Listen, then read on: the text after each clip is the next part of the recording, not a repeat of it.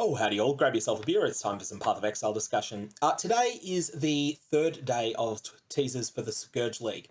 And where the previous teasers have been small little teasers, this is a big data dump with a lot of information to digest in it. So that means that this is going to be the first genuinely long video of this spoiler season. And I want to go through all the sort of details of what to expect. So basically, the main piece of information that came out today is discussion of Flasks and Ailment mitigation. I do want to quickly mention something that could easily get swept under the rug otherwise, though, and that is the divination card Disdain.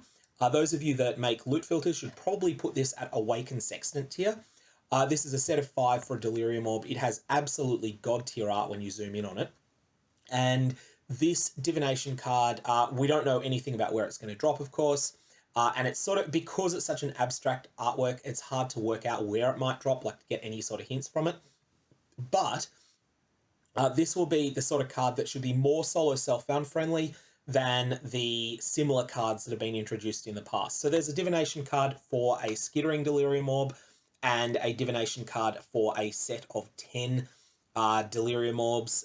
These are pretty hard to self-compile sets of, as are the 2 divination cards that grant 100% delirious maps. Disdain should be much more self-compilable, although we're just going to have to see where it drops from gameplay. So let's talk about the main piece of information now, and that is the overhaul of Flasks and Ailment mitigation. In a lot of ways, this is GGG rolling back some of the 3.15 nerfs in these areas. And I think that the power level that they're going for is that ailments matter, but that they are a solvable problem. However, the solution will not be as small as it was in 3.14, where in 3.14 era, it was basically a case of go Raider and you don't have to deal with elemental ailments, or there are a bunch of other ways, like say for instance going Elementalist would also deal with all of your elemental ailments, outside a couple of corner cases where you get where all of your golems get wiped out by something, and then just after that you take some ailments. So it's not a return to 3.14 era ailment trivialization, but it should provide a lot of tools, and these tools have varying opportunity costs. So you'll see that there's going to be things that you will want to use early in the game that you will actually want to outgrow as your character gets more powerful. So Purity of Elements, for instance, is something that no one really uses beyond, well, except for the, going through the second half of the campaign storyline usually in the current game, or on a dedicated Aura bot character. But Purity of Elements, I think, is going to be a genuinely viable thing to use for all of white and yellow maps, but you're then going to want to get rid of it and then replace it with a damage aura as soon as your character is able to do so. So before we go through this, I'm not going to go through it quite line by line because it is many thousands of words, and doing that would blow this video out. It's already going to be a long one. But I want to go through a lot of points that I've picked up that I think are the more significant ones. But before we do that, I want to just make a few general points. The first one is a quick note on reduced ailment effect. So there are 2 different ways that you can reduce ailment effect in the game. You can reduce the duration and you can reduce the intensity. So what this means is reducing the duration is, for instance, going from, let's say that an enemy is going to inflict a 30% chill on you. Reducing the duration means instead of taking a 30-second chill for 3 seconds, you take a 30-second chill for 600 milliseconds. This is still pretty scary. Or you could reduce that 30% chill down to a 6% chill and have its full duration. One of these is more powerful than the other, and that is reducing the intensity of the ailment whilst leaving its duration intact. So every time that we're talking about reduced ailment effect, reducing the intensity is more impactful than reducing the duration in general. And this is going to be something that will be seen. Like, there's a lot of options for doing both, but I would suggest that you look at reducing the intensity where possible, just because having a smaller amount of that stat matters more. Now, second point is Flasks. There are a number of changes to Flasks that make them eye level dependent.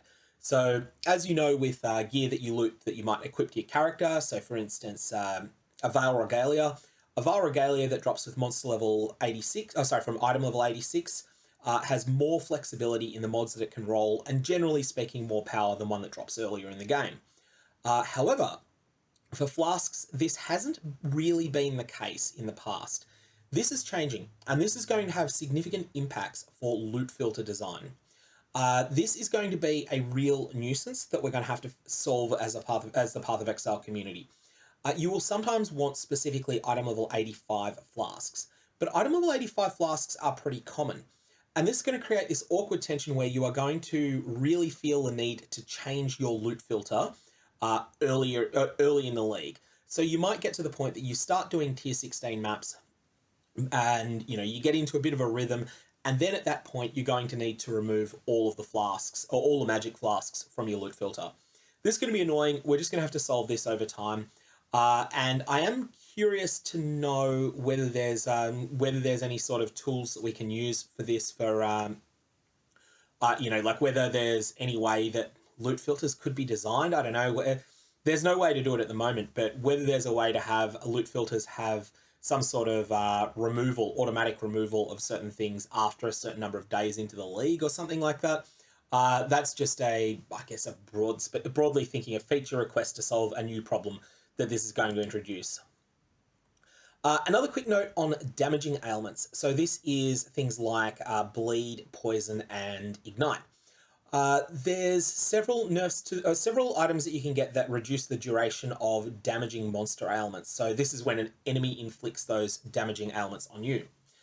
First impression is that I have, and I do want to play this. I do want to play with this to be sure on this. Is that this is the wrong way to go, as when damaging ailments kill you, they tend to do it quickly. Most traditional bleed deaths, so we're not talking corrupting blood, we're talking bleed deaths here, would not have been prevented by reduced duration. That's certainly my experience. So for instance, if I get hit by an enemy that inflicts a savage bleed on me, if I'm going to die because of that bleed, usually it will be in the first half a second to a second after being hit by that bleed. It's not quite always the case, but it usually is. And I would prefer reducing the damage per second whilst maintaining full duration on the bleed, even if the numbers were lower.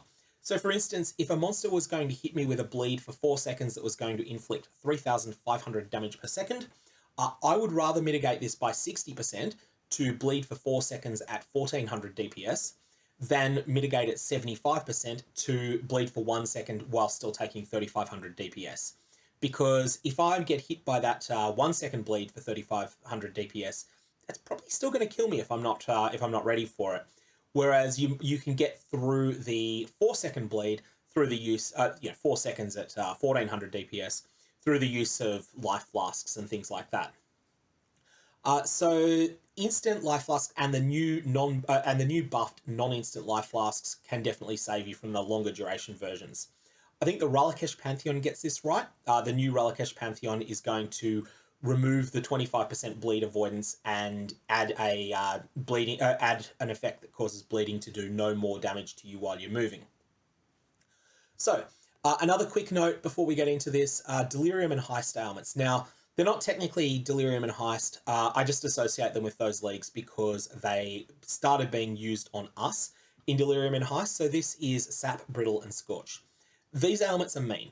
Are they mitigated by the same tools that mitigate against their related usual usual ailments? So for instance, do the tools that I have to mitigate against Freeze and Chill also mitigate against Brittle?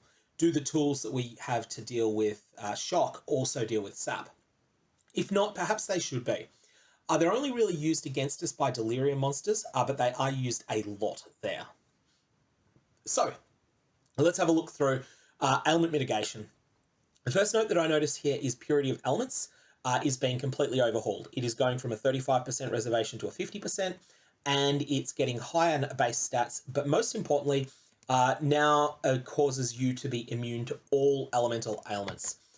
This is actually really compelling to use. This is something you will not want to use forever, but it's something you want to grow out of. But it's something that is an outstanding choice to use for several tiers of maps, and you can just use this while you try to find something better. Once you've got something better, unequip that Purity of Elements, never use it again. I really like this setup. I think it's an excellent place for Purity of Elements to be in. It's going from a skill that has basically no uses outside aura supports at the moment into something that is generally usable and generally quite strong. Now we have Steel Skin. We're not going to cover every single line, like I said. It'll just we'd be going on forever if we did. So Steel Skin giving bleed immunity is amazing. This was already a very, very good skill, and cast when damage taken, Steel Skin got a lot better in vulnerability maps. So that's maps where players are affected by the vulnerability curse and you haven't been able to just become outright immune to the vulnerability curse. So that's really, really significant. And also, you don't have to use it with cast when damage taken. My personal preference is self-casting my guard skills, and so that's what I tend to do. There was some discussion that this might happen with Ignite and Molten Shell. I don't see any notes to that effect here, although this isn't the patch notes, so we'll have to see on that. Molten Shell, however, is in a very good place without any additional effects. It's high investment, but it is very, very, very, very, very powerful. Temper Shield is being overhauled and is basically a new skill, so I'm not going to give any comments on it beyond just acknowledging that we can't assess this until we get numbers and or information on how this entirely new skill works. So the next thing to mention is that there's a lot of proactive rather than reactive options now for utility flasks. So it's been something that a lot of people didn't like with 3.15 was that you couldn't proactively become immune to most ailments. You proactively become strongly resilient against freeze by the use of an aquamarine flask, and a lot of people would have an aquamarine flask active most of the time as a result of this. But you couldn't proactively become resilient against, say, bleed or against shock. That's changing, and utility flasks now are in a really interesting spot where they will have the ability to grant considerable immunity to some ailment, but doing so now has an opportunity cost. In the past, so if you go back to 3.14, when there were mods like you are immune to shock during flask effect as a suffix on utility flasks. This was extremely strong because you weren't sacrificing any power on the flask for that effect. You were just getting this effect. All it was costing you was a suffix slot, and there weren't really any compelling alternative suffixes you could have used instead. Now they're going to have a bit of a drawback in that they're going to give you a less duration multiplier on the flask, and additionally, they are going to compete with other really powerful effects as well. So other flask effects have been buffed considerably. We'll get to that later. And so this means that using your flasks for ailment immunity is now possible, but has a higher cost than it did in 3.14. I think this is an excellent place for them to be. Kind of excited to see how this one works in practice. There's a number of changes to Pantheon powers as well. The Soul of the Brine King is a real winner, outright granting immunity to freeze instead of you can't be frozen if you've been frozen recently. This is fantastic, and it's going to give you the ability to become outright immune to freeze at a meaningful but manageable opportunity cost. Means you can't use the other major god pantheons. This is a top tier upgrade, and even if you were in softcore, this should be your first divine vessel use, I believe, in the new league. There's a number of other changes here, and the ones that I want to point out are Garakan. So 60% reduced effect of shock on you. This is fantastic. This is a really good design in that it makes it so that shocks, they still happen, they still exist, they're still a little bit impactful, but they're no longer devastating. And I think that's a great place for them to be in.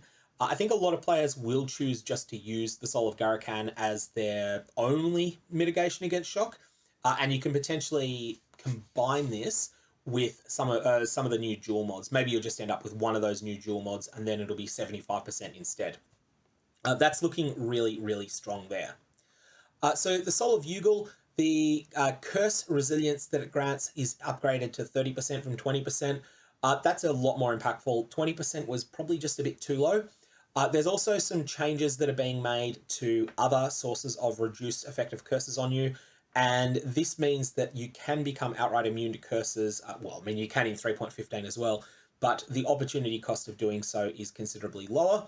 And I think it'll be a reasonable opportunity cost. It will feel like a genuine choice rather than at the moment. If you were going to go, if you want to be outright immune to curses, your best options are a couple of specific uniques. It's either the Viridi's Veil helmet that drops from the Maven or the Atziri's Reflection Prophecy Shield.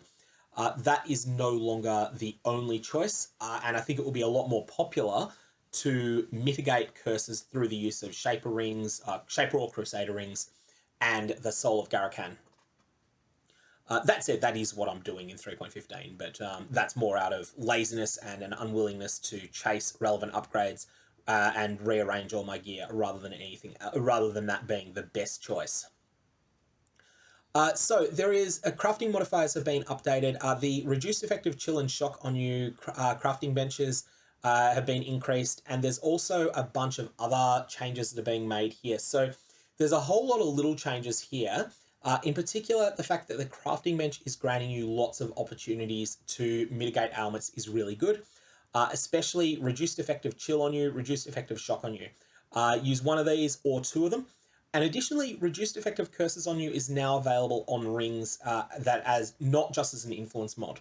This in 3.15 is influence mod only territory, Shaper and Crusader. Now you can get a lower tier of it as a bench crafted mod. I think that's a really good change as well. That said, I do want to point out that these sorts of ways of mitigating bleeding and the damaging ones, the boot mod, chance to avoid bleeding, the ring mod for reduced ignite duration on you, these are miles worse than reducing the DPS. If there was a bench mod for 35 to 40% reduced damage from bleeding, or reduced damage from ignite, I would take that over 60% reduced ignite duration on you. So that's something I would just mention to GGG there, really. I think that would be a better thing to have added in as well. So there's a few new rare item modifiers as well, and there's sort of a lot that we could go through here. But I just want to point out a couple of the things that I think are real standouts. And that is really the jewel modifiers. So these are on classic jewels. So that means Cobalt, Viridian, and Crimson jewels. Those three are picking up 2 new mods. Now, as always, when there's a new mod added, they will slightly dilute the pool and make it a little bit harder to roll jewels that can currently be rolled. Although that's a pretty small effect on jewels because the pool is already very diluted. But these will be strong. 15% reduced effect of chill and shock on you is a sort of mod that's great on jewels because it stacks with itself well. So this is something that you could conceivably stack 7 of these, and then you're outright immune to chill and shock. I don't think most people will do that. I think you'll just stack a couple of them, and because you're getting both of them at the same time, you'll stack a couple of them, and this will make you so resilient against chill and shock, perhaps in conjunction with something else on your gear, that you'll just endure low effect chills, low effect shocks. When they're inflicted on you, you'll just deal with them. And I think that that'll be a pretty common choice. This seems like the numbers on it are really good. 10% reduced effective curses on you. The numbers just don't seem as good on that because you're only getting one. You're only getting one problem solved there, and it's being solved by less. I think that this would probably need to be 12-14% to be compelling to use. But the 15% reduced effective chill and shock on you is at a good spot. Now, next things that need to be said here are the ring corruptions. Oh wow, these are getting improved a lot. So there is currently an extremely rare corruption on rings that grants you outright immunity to bleed. This corruption is so rare that you don't usually see more than 2 or 3 of them exist in a league, at least as far as I'm aware. There may be people mass corrupting rings now and getting it, but it is generally very, very, very, very, very rare, very powerful corruption, and it is now having a higher outcome chance and will also be available at lower item levels. Currently, it's only item level 85 plus, so it's going to be available earlier in the game. There's also poison and ignite versions. These are considerably more common and considerably less in demand. This is a big deal. expect that this should be reasonably available on any unique ring. And when I say reasonably available, I don't mean available early in the league at a budget. I'm saying that you might be able to, say, for instance, you want to use a snake pit. If you want to use a snake pit ring and you want to have this mod on it, maybe you can get it for 5 exalts late in the league. Maybe it'll be 10. It's the sort of thing that players can pick up as a late game upgrade. And I think that it'll go from just not available unless you have mirror level wealth to much more widely available. I expect that this will be such a significant impact on the meta that it will actually encourage people to use unique rings at the expense of using fewer crafted rare rings. This won't work for every build, and there's a lot of unique rings that are like unset rings that it's not going to work with at all because you don't want to corrupt an unset ring. But for things like Snake Pit on a spellcaster, this will be absolutely fantastic. I'm curious to know, will there be new, now that this is no longer going to be the Chase Val Implicit on rings, will it be a new one to replace it? Or will this just be a case that we're going to, all Val Implicits are a little bit more accessible? A number of changes here to uniques. Kikazaru is getting better at mitigating curses on you. And also, Kikazaru got buffed a while ago when they added in the caster catalyst as well. So Kikazaru has now got the ability to roll 72% reduced effector curses on you, which is quite a lot. I still don't think you'll use it at endgame unless you really, really desperately need curse mitigation, such as on a build that's using Soul Mantle, but it is still pretty significant. A bunch of changes here to life and mana flasks. I think we have to judge these when we've got the whole package. I don't think we've got enough information as yet to say much here, except to say that a lot of people are going to underestimate the hinder mod. So hinder nearby enemies with 40% reduced move speed for 4 seconds if you use this mana/life flask when you are not at full on the appropriate that same resource. This is going to be really significant. Do remember that most bosses are unable to be hindered under 70% base move speed, or at least many bosses are. But even then, reducing a monster's move speed is significant, and it's especially significant if you are surrounded. If you get yourself into a situation where you're surrounded by lots of monsters and they're chipping away at your life pool, the ability to quaff down a life flask, then use a teleport move skill out, and know that the monsters are going to take longer to get to you, this is going to save you a lot of times from a lot of dangerous situations. This, interestingly, is going to be a change that will increase player safety. It won't increase player safety in hardcore because a hardcore player would log out at that point. If they're surrounded by enemies and they've taken a hit or two, you're getting out of there. You're not taking any chances. But in softcore, this is going to reduce the number of times you die quite a bit because you'll recognize you're in a dangerous situation. You'll hit this hinder flask and recover some life. You'll teleport out of there, and then the monsters will be less able to get to you. So let's wait for the whole information on this before giving any sort of feedback on it, because I don't think that we've got enough information to say much here. Okay, so we have here. There's some discussion of wanting to use utility flasks and ailments. And here, utility flasks are usually used proactively. So utility flask means anything that's not a life or mana flask. But the ailment protection modifiers introduced in 3.15.0 are reactive. So they work when an ailment has been inflicted on you. So there is an overhaul to all of these mods. And I think that this change is really good. There's now an opportunity cost that is meaningful but manageable, and that this is the perfect spot for anti-ailment flasks. However, I do feel that because freeze is the most devastating ailment and the most important for players to have a solution to, I do think that the freeze immunity section should not have as serious a drawback as the other ones do.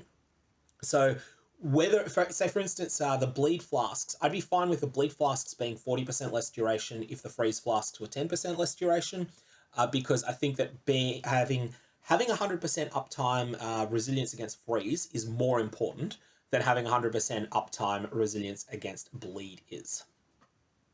So that's that section. Next thing here is interesting in that GGG name this section, or say problem. Utility flasks are sustainable with enough character damage and clear speed, but there aren't easy ways to sustain utility flasks for less powerful characters.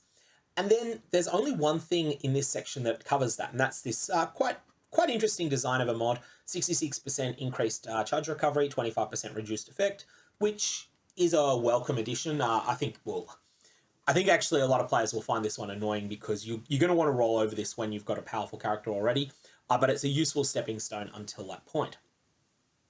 However, then there's all this talk about increasing durations of flasks, and this is a big deal, and this is going to affect everyone, not just weaker characters. This is going to affect powerful characters too, and it's going to be really significant. So, utility flask duration is expanding considerably, and some unique flasks are basically having their current duration sort of grandfathered in somewhat. So, coruscating elixir, you'll see, it's going from a 5-second base flask to 8 seconds. Coruscating elixir is now going to have 25% increased duration instead of 100%. And the goal here is that they want to preserve 10 seconds as its duration. So basically, the change that's happening to coruscating elixir is just reversing this effect. It's intended to keep coruscating elixir as good as it is now, or as close to that as can be reasonably easily managed, whilst changing the magic versions of the flasks. So this is pretty significant here. This is pretty significant here just in terms of increasing flask duration, and this will mitigate some of the reductions that were made here in, like 35% less duration. You'll see that this will actually make up for that. So you will, if for instance you want to use a bismuth flask on your build, you will get the 8.5 second duration with a 35% less multiplier, and that's roughly equal to the current 5.5 second duration that those flasks have. So that's something that's an interesting setup, and I think that we're looking here at an overall package that is going to make a lot of utility flasks better. Additionally, if you are not using these mods that reduce the duration of your flasks, it's going to severely reduce the number of times you need to 1, 2, 3, 4, 5 hit the buttons 1, 2, 3, 4, 5, 1, 2, 3, 4, 5. So next thing that's coming up is there's a little bit of discussion here where they say, even after lowering the power of a number of uniques in 3.15 for flasks, unique flasks still outclass most magic flasks, so craftable ones. And in addition, the item level of flasks doesn't matter after a pretty early point. So, solution here, and this is a big one. This is going to be a whole lot of changes to Flask modifiers that are available, and they are going to continually get better throughout the game. I already mentioned the thing earlier about sometimes you're going to want a level 85 flask of some description. That's going to still be the case. But having a look at some of the sorts of mods that will be available here, the ones that stand out will be single ailment intensity reduction.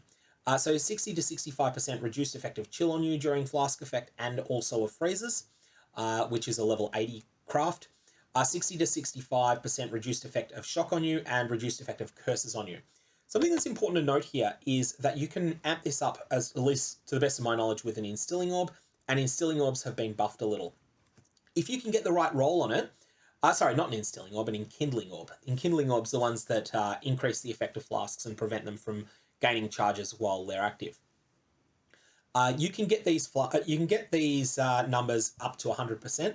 So if you get, with the new changes that are being made to Enkindling Orbs, you can conceivably roll 65, 70, even 70% increased effect on a flask, and then that can then be used in conjunction with these mods to say have 100, 102% reduced effective curses on you during flask effect.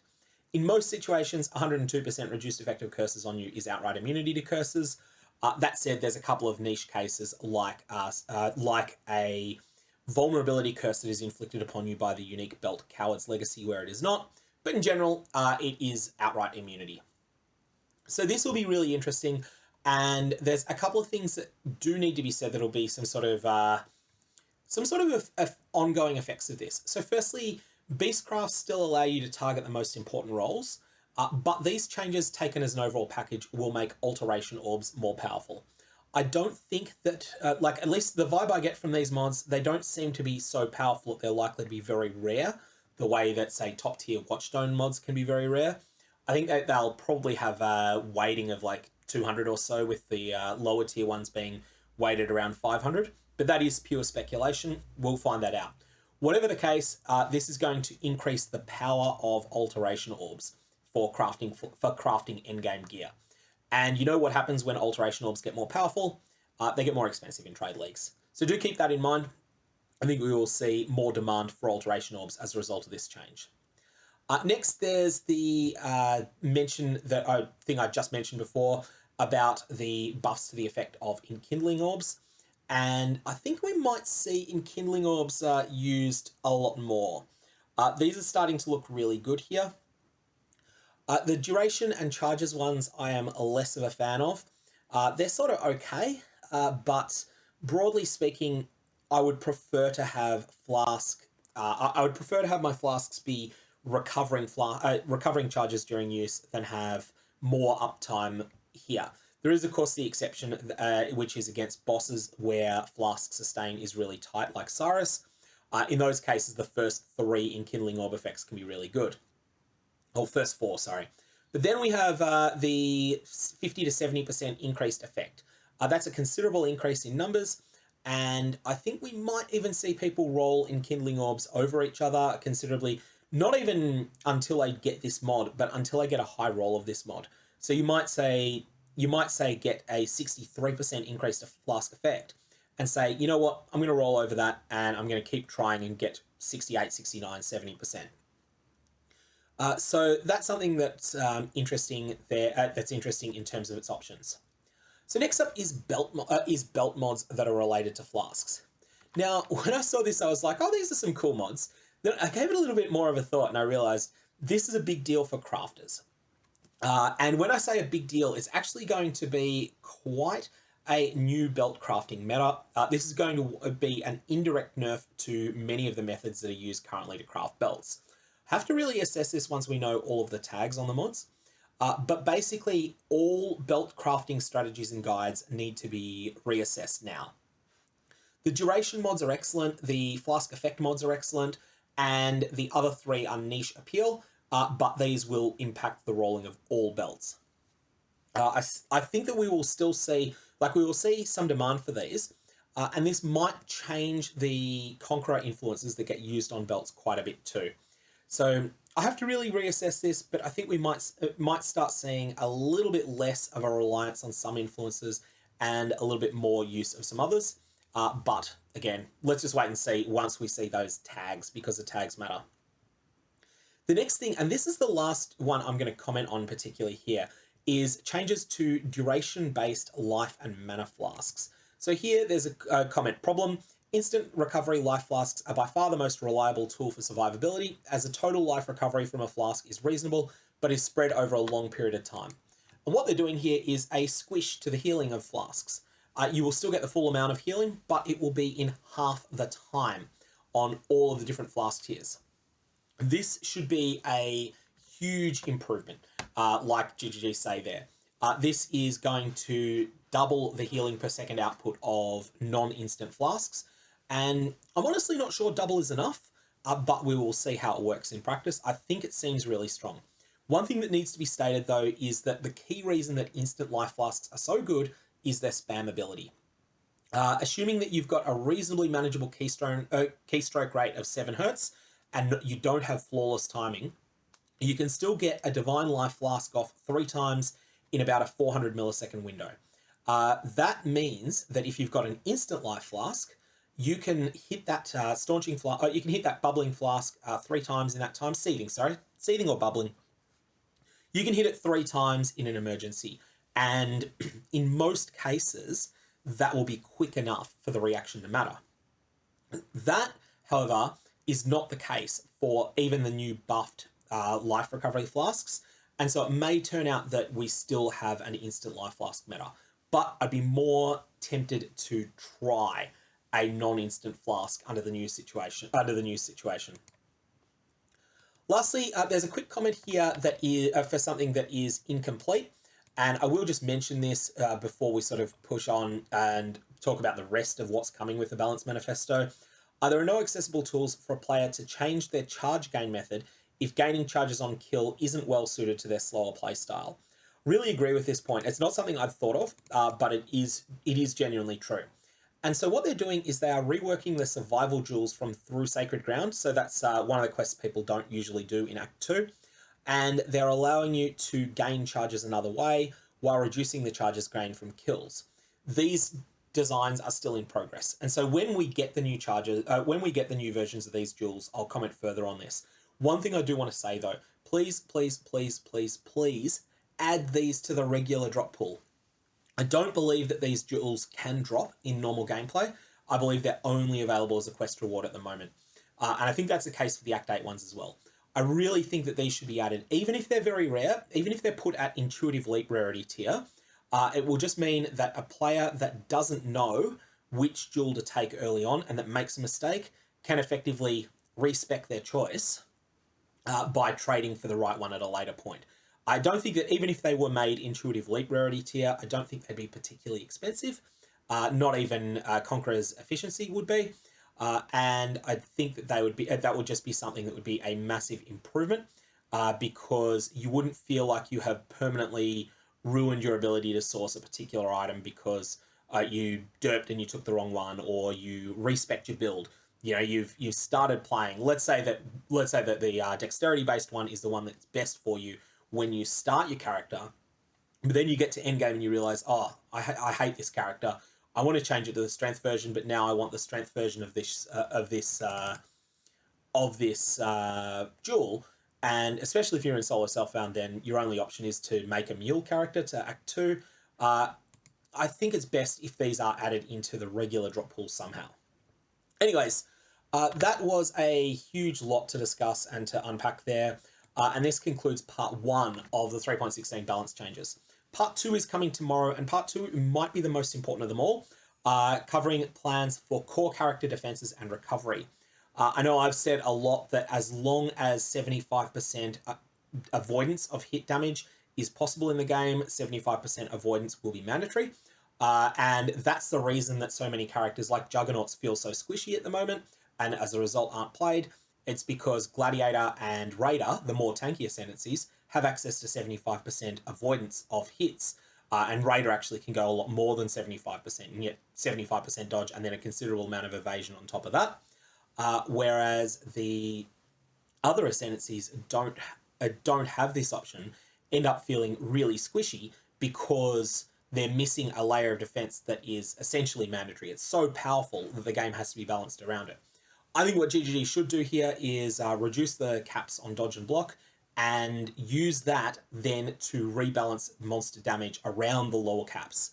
So that would mean that if we have a 60% cap, then that would mean you could considerably decrease the amount of damage that players take, or you could increase player health pools, which would be my preference. And then you'd have a situation where you try and keep characters to be a little bit tankier than Juggernaut, or at least keep the tankier ascendancies, the Raider, the Gladiator, the Juggernaut, keep them all about the level of tankiness the Juggernaut would have now if it had 500 more hit points, or 1 or 2 more endurance charges. So a bit tankier than the Juggernaut is now, but less than the Gladiator and the Raider are now. That's what I want to see. But anyways, that's just what I want to see. It's not what we're going to see.